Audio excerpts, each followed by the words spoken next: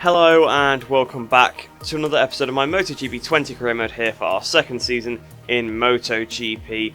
And here we are at the halfway point of this season, round 10 at the Kimi Ring. So first of all we need to advance to that point, so we'll advance forward this 1 week to it. So we've got a notification on our technical staff, which is the first time in a while we've had that.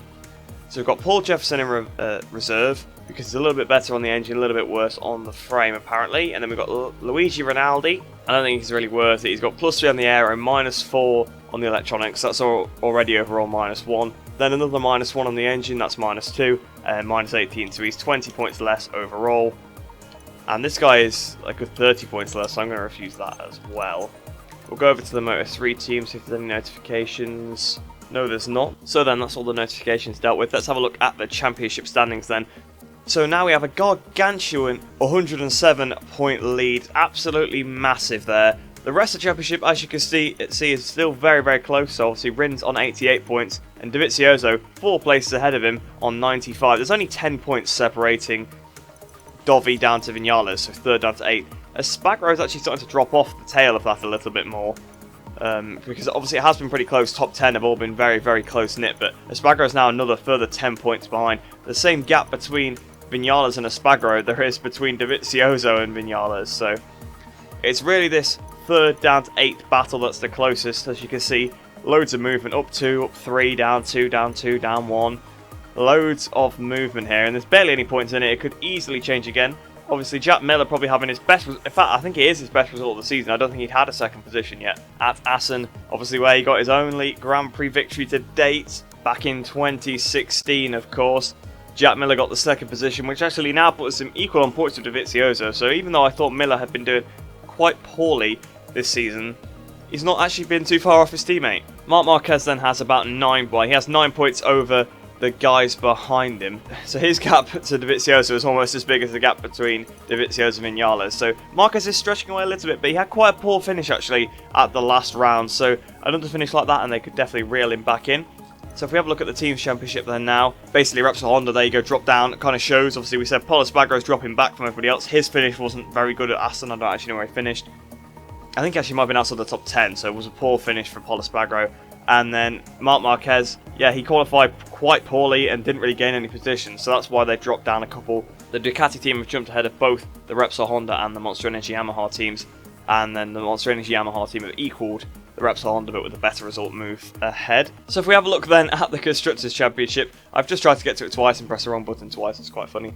Nothing really changed with that. Yamaha are actually closing up to Honda a little bit more, but Ducati, after a really good result, are only 1 point behind. So those three, very close-knit, but the others, I can't see KTM particularly gaining much, and Aprilia, they're going to sit in last. They're not going to find 47 points on KTM, I don't think. So with the championship stuff out the way, let's head into Kimi Ring. I still don't really know the track. I just did a lap in time trial to see how poor I was. Very, very poor. 5 seconds off the world record. Yeah, my pace isn't going to be great, which might mean there's some battling going on in this race. Obviously, the last race was quite boring because I pulled away. So hopefully it is quite interesting. Oh, it's a fully wet weekend. Oh, this is going to be interesting. This is going to be interesting to say the least. Wow, okay, I did not see that coming. So I thought we'd had some sort of glitch where we couldn't get wet weather anymore. We hadn't had a single wet weather session all season. And here we go, we get a fully wet weekend. So let's head into it. I'll see you in qualifying 1. So then here we are at the Kimi Ring for qualifying 1. A wet session. Let's see how this shakes up the order then. Okay, it seems to be pretty bog standard. I was expecting maybe a bit of a weird qualifying 1 because the whole weekend will have been wet, but maybe the game hasn't really taken that into account. So maybe this session will be interesting, maybe it won't. We might actually get a Miller pole though later on, so that'll be nice to see. So Oliveira then in this session with us, Morbidelli as well, Petrucci, Crutchlow, Bagnaia, Takaki Nakagami, Aleix Espargaro, Iker Lecuona, Jorge Martin, Joan Zarco, Alex Marquez, Tito Rabat, and then myself of course. Now last season we actually struggled quite a bit when it was properly raining rather than wet tracks, so we'll have to see how we get on. I don't know if soft is going to work. Again, we'll have to try that. I need to see how many tyres I've got. I've only got 3 compounds, so I've only got 3 different wet tyres, and the whole weekend is wet, so I am going to have to take that into consideration. At least we've got 4 soft rears, but still only 3 mediums, so yeah, I'm definitely going to have to be careful with these. I can't afford to be doing many runs in this session. I can do 2, that's it, unless I want to start using worn tyres again. Now in the way, it usually takes a lap to basically scrub in a tyre to do a decent run, so I might actually turn it off power mode 2 for this lap. Put it down to 1 and just see how I get on then. So we brake for the first corner. I have no idea where to brake for most of the corners at this track. By nice, got up the pit lane. We didn't go into the side of him, luckily though, but we ran really wide through the first corner. But yeah, my experience with this track is extremely limited. I should probably try and play more. I've done a couple online races when the game first came out. I mean, I'm talking months ago. I mean, the physics were totally different back then. So anything you learned then was really redundant. And then I've done, what, this will be my 4th season overall of career, so this will be my 4th race at this track. So, to be honest, yeah, very, very little experience here. 9/10 off already as we go into turn 5, then ran very, very wide. You can see these tyres are absolutely freezing. Bagnai's just come past me like I'm standing still, so it might be worth trying to follow him round, actually. But we're wheeling all over the place as well. These tyres are still frozen. I think it's just because it's full wet conditions, of course, they aren't going to get that much heat into them because it's not going to be a dry line, but the rear is stepping. I can't even get on the power. I'm going to go down to power mode 0. We're 2 seconds off then in this sector, so we're definitely not going to be anywhere near going through, and if my pace is the same here, we'll probably finish last in this race, which would be quite embarrassing. I know we qualified quite poorly here last year on the Tech 3 KTM. I can't remember how poorly, but I remember not being able to catch up to the leading group once I got through. We had quite a good recovery there. You can exploit the AI in this last sector, I seem to remember. But we're now 2.3 off, so yeah, we lost a bit of time then, but we should be able to make some time back through this sector because, like I said, they're not great, although I did run very, very wide there. The AI are probably going to be absolutely unstoppable at this track next year because when there's a little exploit around a certain part of the track, they tend to fix it the next year like they did at Chang. So a 51.7 then. That is nearly 10 seconds slower than the dry time that I was doing. It's about 8 seconds slower than the dry times I was doing earlier in time trial. So I'll keep going and see what I can do. So as we come up towards the line then, this time's going to be the improvement, only 2/10 off, so actually not too bad in the grand scheme of things. So at the end of that lap then, not quite good enough, it's a shame. So coming up towards the line then, bit of a wheelie, come on, bring that front wheel down up towards the line then, it's still not good enough. And we're out of fuel as well, so we're going to have to head back to the pits. The tyres are still in really, really good condition, to be honest, but yeah, 6th place now. So as we come through the final turn then, about to start our second run, we're going to get 1 attempt at this. We're down in 10th place, so it better count. This must be an extremely close grid. So through the final turn then, this lap has not been anywhere near what I've done before, so this is not going to be good enough either. 1 minute 50, so it's going to be 10th place in this session then, which means we're going to be 20th on the grid for this race. Once again, Kimi Ring, I just have absolutely no pace. The wet does not help me at all either. That's a massive disadvantage, really. I was following Bagnai around for most of that session. It did help, that's for sure, but yeah, it just still wasn't quite enough, unfortunately. So we're going to have to head into the race, starting from 20th on the grid.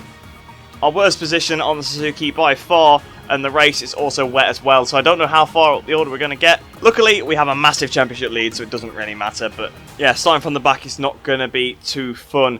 So then, let's head into the Moto3 race then and see how my 2 riders got on in qualifying, and let's see how they get on in the race.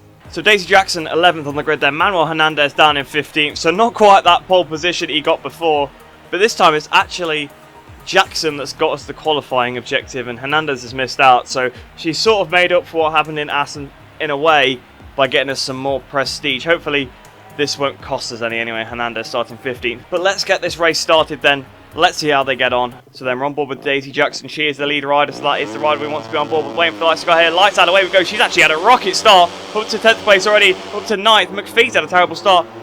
What position is she going to be as they go to the first quarter? 8th, rounding outside of Fenati up to 7th place. A fantastic start for Daisy Jackson, trying to make up for what happened in Assen. Of course, if she could beat John McPhee, I would totally forgive her. As we break then for this right hand up the inside, she goes of not the inside of Daisy Jackson, up the inside of Dennis Fodger, which is the rider she actually collided with in Assen. I didn't see it at the time, but she rode into the side of Fodger. But actually looks like Hernandez has had a pretty good start as well. So where is Hernandez? Hernandez 12th place, so he's gained a few positions off the grid as well, 3 places. Jackson has gained 4 as they go down towards this right-hander where you can actually gain a lot of time if you brake nice and late for it.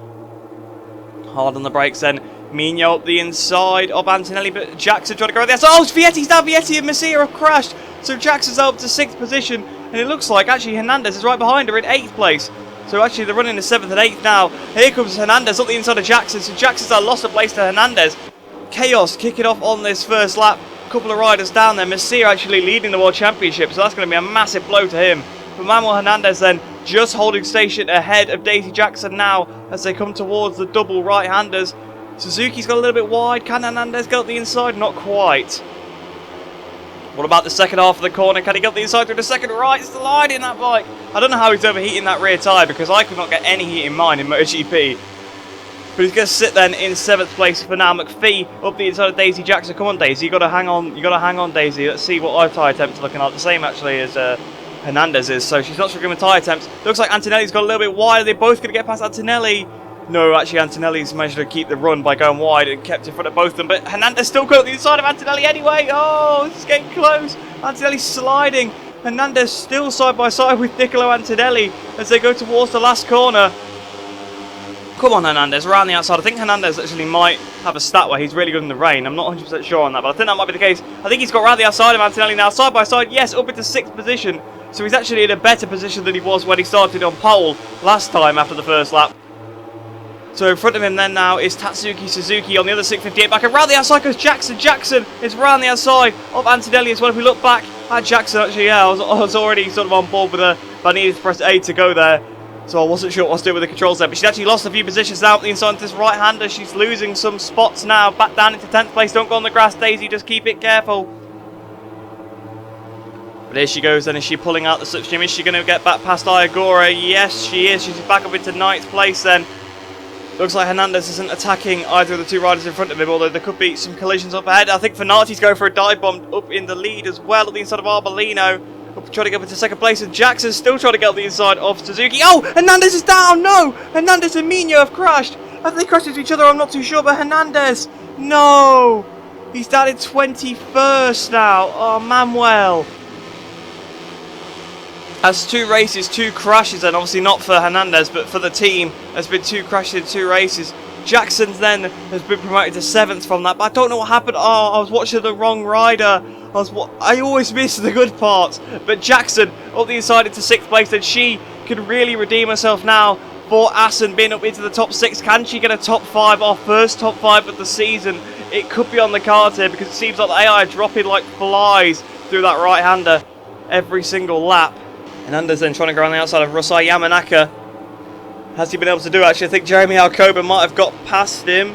Messier is actually quite a bit in front of them, so Messier actually recovered very well from his crash. He's still trying to go around the outside then of Yamanaka, but he's not pulled it off. He's just going to have to slot in behind him for now. But I'm not going to keep too much of an eye on him because obviously he's quite far down the order. We're going to watch Daisy a little bit further up the order, and we'll just check him out every so often to see how high up the pack he's gotten. Oh, there's another crash! Suzuki's down, Suzuki is down! So Jackson's out to 4th place. I think Fanati might be down as well. So I think the 2 leaders have crashed there. So Jackson up into 4th place. She could get a podium if it keeps going like that. In fact, if 2 riders keep dropping out that corner every lap from the front group, she could end up winning the race here. So she's up to 4th place then now, Daisy Jackson. Come on, Daisy! Let's have a look then where Hernandez is now. Hernandez 17th, so he could still actually get us in the top 15 if there's some more crashes. And actually, he's quite close to Khalid and Powie, so if he could try and beat Powie as well, that would be good. But it's such a shame that he crashed because he'd probably be up on the podium right now. Oh, here comes Salach. Salach trying to get up the inside of Jackson. Jackson sliding the rear end. Oh, Jackson, watch out, man. Watch out. I mean, I know she's a girl, but I just said man anyway. But Jackson side by side then still. Salach has got the move done and she's struggling with that rear tyre. Look how overheated it is. Antonelli's going to be straight on the back of her. So she's dropped out of 4th place down into 5th. I mean, 5th would still be a fantastic result, don't get me wrong. 6th would be good as well. Just bring it to the end, Daisy. Just bring it to the end. You're on the penultimate lap. But she go around the outside of Antonelli. She's being very, very brave. Being extremely brave. But she's not quite pulled it off there. So 6th position for now then for Daisy Jackson. Hernandez then back up into 15th place. So Hernandez back up into our scoring positions, up into the points as well. So go on, Hernandez. But Jackson then still sat in 6th place. Let's see if anybody else crashes out this right-hander. No one's gone down there this lap then. So Jackson's still sat in 6th place. So Hernandez then still sat in 15th. Celestine and Vietti all over the back of him. Obviously him and Vietti have both been down. But they look like they're really rapidly catching up to Stefano Neppa and Kaito Toba ahead of them. So I wonder if they were able to get past them on the next lap. Hopefully they can. Albert Arenas just ahead of them as well. But Vietti coming up the inside then of Hernandez. Is he going to keep the position? He slided that rear tyre, so they're both struggling with a bit of rear traction. And Vietti sliding as well now, so Hernandez actually got back in front of Vietti. It looks like Toba's going for a move on. Actually, Nepper's just gone on the outside of Toba, hasn't he, actually? So good move from Nepper there.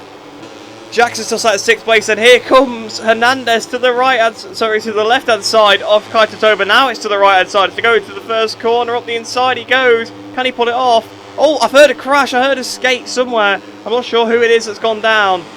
I don't think it's Jackson or anything like that, but Hernandez then up into 14th place. Stefano Nepper up next, but Nepper is actually catching up to his teammate, Arenas, so he could gain 2 positions here on this last lap. So Jackson's down to 7th place, so Lopez has got past her, unfortunately. Can she try and get back past him, or will there be another crash at this hairpin? There has been every single lap except lap 4, or they could have been further behind in the pack, I don't know, but in this league group there's been crashes there every lap except lap 4, and there hasn't been one on lap 5 either, so it's going to be 7th place, probably at best here for Jackson. I don't think she'll be able to get back past Alonso Lopez. She's just got to defend from the riders behind. Is it Igora behind her? I'm not too sure. Yes, it is. So Igora right behind her there, and then Gabby Rodrigo behind him. Agora's got to the inside there anyway. Agora up the inside of Jackson through. This is the 3rd from last corner, I believe now. So then you flick it right through the penultimate turn. She actually managed to keep it in front of Agora as they go down towards the last corner. Will Igora be able to launch it up the inside? Here he goes on the inside. Jackson trying to hang around there. Jackson's had a little tap. She's sliding the rear as they come up towards the line. She's going to keep it in front of Agora. Is Rodrigo going to drag her to the line though? She's got 7th place. Where's Hernandez? Hernandez still 14th. He couldn't quite catch up to Arenas there. So 7th and 14th. Tony Arbolino then wins the Finnish GP ahead of John McPhee in 2nd place. So we're going to lose massive points to Petronas. Obviously they did both beat Powie. Powie didn't score points once again. But McPhee with 20, that is going to be hard to bring back. So let's have a look then at the championship standings. Niccolo Antonelli takes over the front, obviously after Macia's crash, but they're actually tied on points. Suzuki's actually dropped to 14 points behind, considering how he was actually leading a couple of episodes ago. Both the Sky VR46 bikes drop behind Tony Arbolino. McPhee moves ahead of Lopez. So Lopez is now the closest to our riders in the championship. Philip Salach had quite a good result, and he's only 7 points back of Hernandez now, so that's something to watch out for. And Gabby Rodriguez also caught up quite a bit to Hernandez. So Hernandez there has really thrown away a good result. He was actually really fast on that first lap, but it's just obviously, I'm not sure what's happened, but him and Mino both went down together, of course. Whether they collided or not, I'm not too sure. But they always seem to go down in pairs, so I think perhaps that is what happened. So then if we have a look at the Constructors' Championship, we're still plenty ahead of Red Bull KTM Aya, but instead of being 5 points behind Petronas Sprinter Racing, we're now 14. So that is going to be hard to overhaul, that's for sure. The halfway point of the season, it's possible we can still beat Petronas Sprinter Racing, but you never know. So then, next thing to do is to head into my MotoGP race, starting from 20th on the grid. Let's see if there's any crashes in GP. Hopefully I can try and capitalise if there is any. We're going to have a really strong first lap here. It's almost like I called it when I said it in Q1. Jack Miller on pole position then, ahead of Marc Marquez in 2nd. Obviously he is our closest rival, although still himself miles behind. And to be honest, I think I'm going to go for softs, because in qualifying they went a long way. I don't see why I can't actually make them last the entire race. There's barely any temperature in them. If you look, 85 on these tyres, and we did an entire 15-minute session there. So as you can see, Jorge Martin, he still has Ian One's face because, well, there's no Jorge Martin face to use. That's the first time I've actually shown Jorge Martin. So then that's the tyres sorted out. The race goal is 5th place. We've got to try and get 5th from 20th on the grid. Let's see what we can do in this race. I may as well throw everything at it. I've got nothing to lose. Riders have finished their warm-up lap and are now lined up on the starting grid. Only a few seconds left before the Finland Grand Prix will begin. So Jack Miller here has got a really good chance to try and win this race. It could be his first race win of the season. Marc Marquez alongside him then. So we're down to traction control 2, up to Palmer 2. Wait for the lights to go out here then at the Kimi ring. Lights out and away we go. Off the line. We've actually already got past Alicia Spagaro as we go down towards the first corner, trying to brake nicely at the rear sliding. Alex Marquez is down already, so that's behind us actually, not in front of us. But Alex Marquez on the LCR Honda has gone down.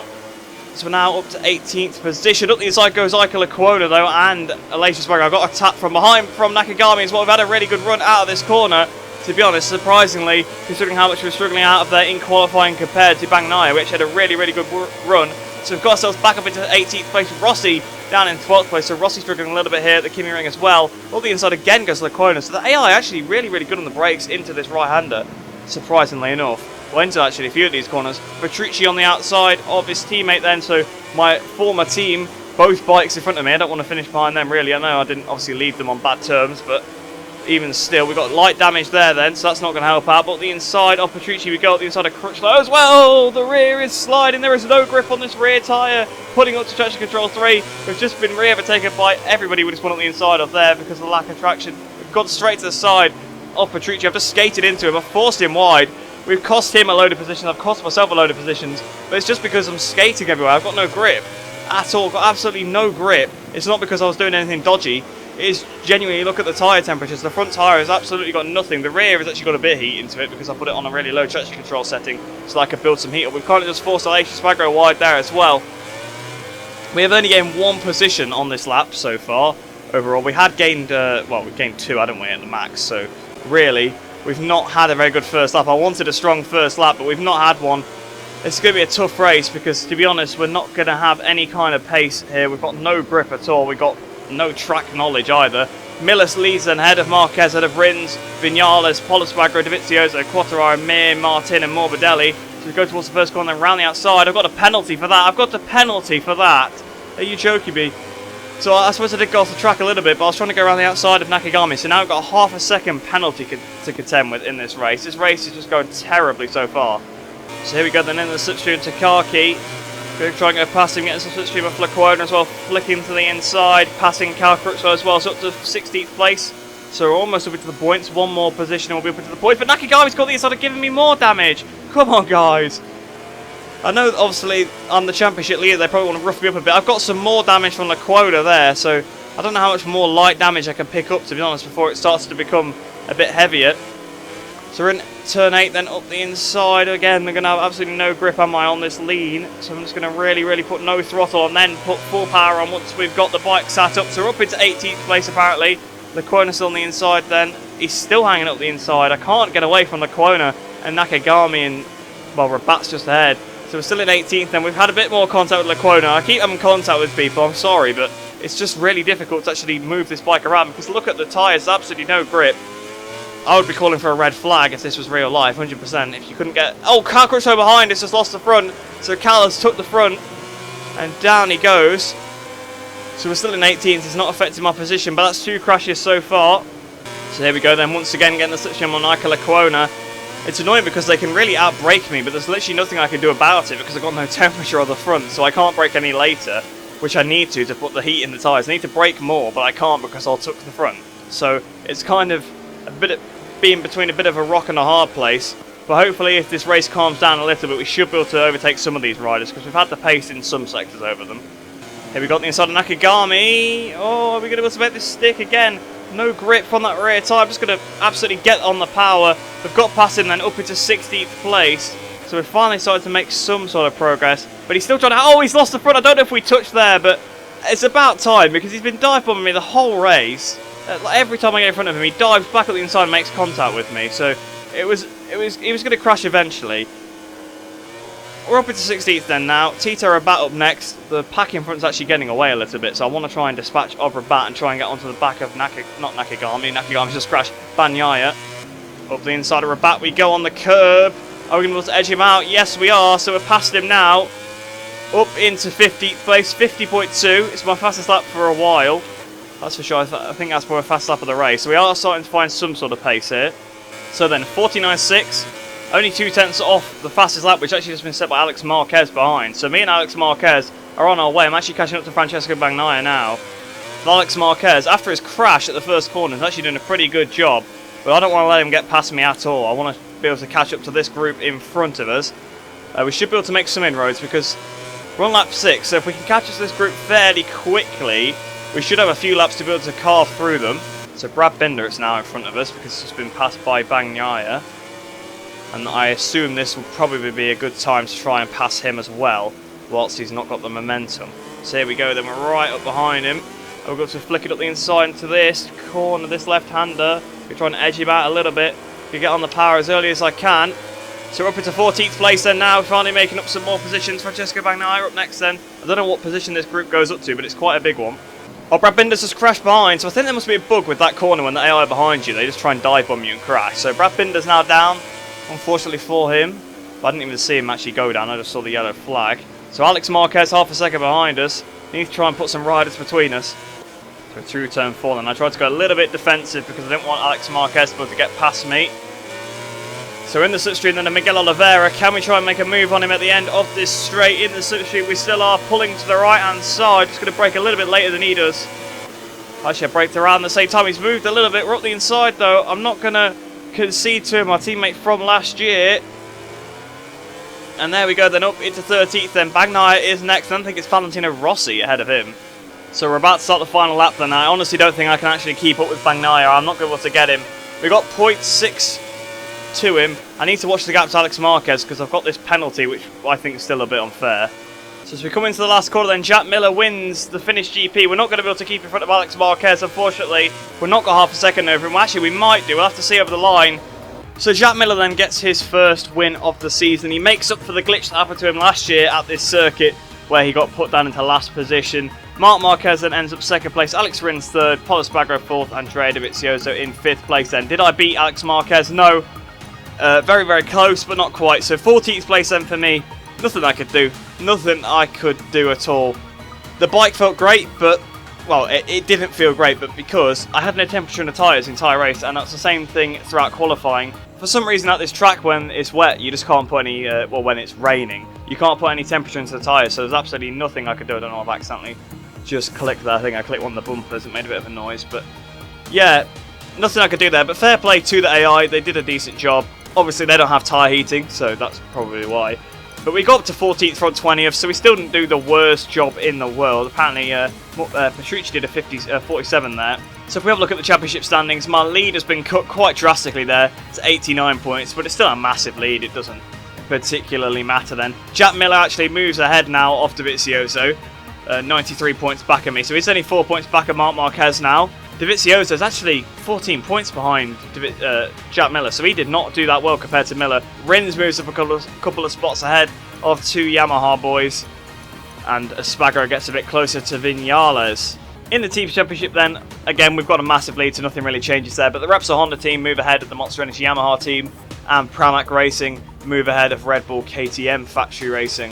In the Constructors Championship then, Ducati moved back ahead of Yamaha. Again, Yamaha didn't really have a very good weekend. Their bike didn't seem to work at this track, or in the wet really. So that allowed Ducati to move back ahead of them. But they're only 1 point behind Honda now, so it is a really close battle between all of those guys.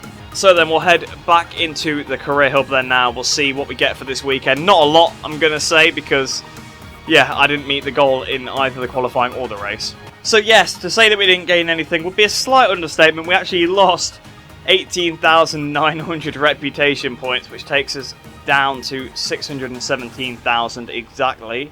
In Moto 3 then, let's see how they got on. Actually, the race, they both gained points. Obviously, Jackson got us some in qualifying as well. So 279 on the Prestige, 250 research data as well. So actually quite a good weekend for the Moto 3 people. Okay, we didn't have a credits page come up there, so I don't think we gained any money that weekend. So yeah, that's not great, but I suppose it's not the end of the world. We got a new notification on the data analyst. Matt Ryan already there. But it's Andrea Benedetti. He actually is an improvement. Okay, it's probably because he's had previous experience with this team. He's actually the same price. I'm going to just hire him because he's slightly better anyway. Even though it actually doesn't matter because we're not upgrading the bike anymore. We've got him anyway, so we'll refuse Matt O'Ryan since we've just got a new one. So we've got Andrea Benedetti. Let's have a look then at the Moto 3 team. Is there any notifications there? The frame development has done, of course, but we haven't got enough research data to upgrade that. Another week till the finances are done, so nothing else to do in this episode then. So that's where we'll bring it to a close. I've basically got nothing to add. It's a bit of a polar opposite to the last episode where I absolutely dominated. The Moto 3 race was a bit boring. Moto 3 race very interesting. This race is actually quite exciting for the MotoGP as well, but not a good weekend for us. But we still got a massive lead in the championship, so it doesn't matter at all. The Kimi Ring, I'm terrible at the Kimi Ring, I'm terrible in the rain, and there was a glitch where my tyres had no temperature. So, well, I don't know if it's a glitch, but it's definitely it's weird because I use default setup, so that means anybody playing this track in the rain is not going to have any heat in the tyres. So that's a little bit of a problem. They might want to look at that maybe. Because Soft should be able to build the heat up the easiest. I didn't even get halfway through the tyres, so yeah, I couldn't really push. My lap times weren't too bad at one point in the race, but yeah, I think that's just because I managed to get a little bit of heat in the rear and pivot around with the front a bit, but by the end of the race, I totally dropped out. Anyway, so yeah, that's all I've got to say. So I hope you guys did enjoy that one anyway, even though it was an absolutely appalling performance. Hope you enjoyed the rest of your day. Hope you're all staying safe, and I shall see you in the next one.